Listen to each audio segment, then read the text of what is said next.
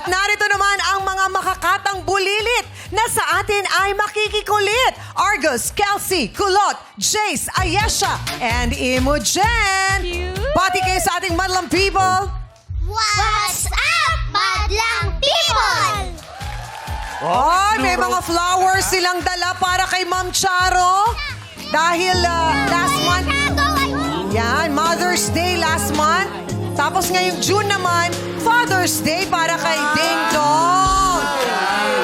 Belated Happy Mother's Day, Ma'am Charo. And advance Happy Father's Day kay Ding Dong. Charo, di ba binigyan po namin kayo ng bouquet kanina? Tapos kinuha. Yan po yung pinag-iwahin. Oo. Yung bouquet po na dala nyo kanina, yan po yun. Iba yan. Iba yan. Bago yan. Red roses and blue roses. Yes.